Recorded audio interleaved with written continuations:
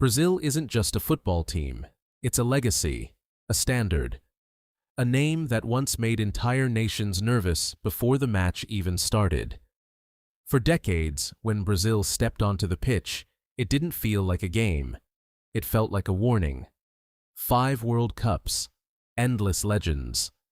Moments so iconic they became part of football history forever. But now, that fear is fading. That dominance is slipping. And for the first time in a long time, people aren't asking how Brazil will win. They're asking if they even can.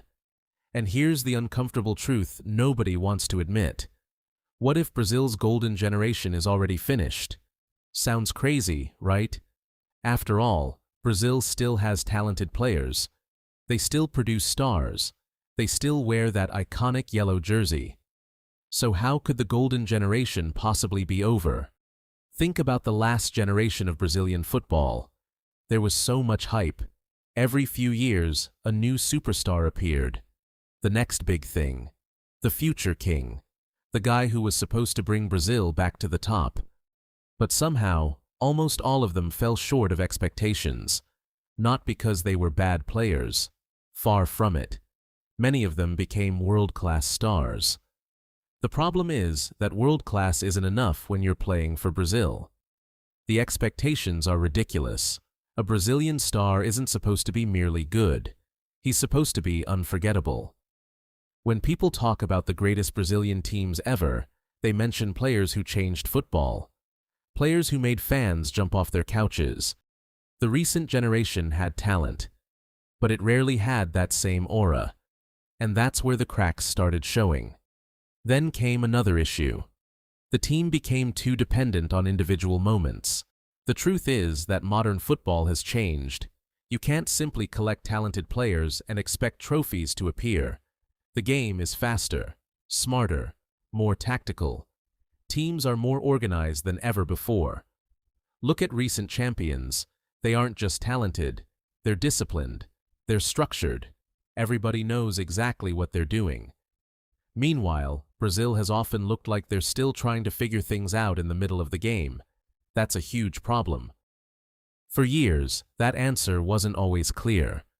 And uncertainty can destroy even the most talented squad. Now let's talk about pressure.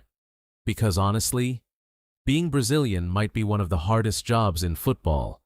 Imagine showing up to work every day and people expect you to be better than every employee who came before you. Not just good, legendary. Every pass gets compared. Every goal gets analyzed. Every mistake becomes national news. That's exhausting.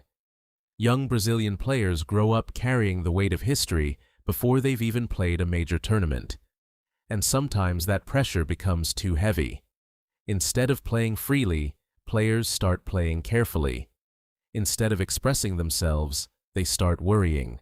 And football becomes harder. Much harder. Now here's the twist. Maybe the golden generation being finished isn't actually bad news. Maybe it's necessary. Every great football nation goes through cycles. A generation rises. A generation dominates. A generation fades. Then a new one emerges.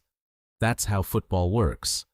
The problem comes when fans refuse to accept the transition. Sometimes people keep waiting for the old magic, while the new era is already trying to begin. Maybe that's what's happening now. Maybe Brazil isn't watching the end.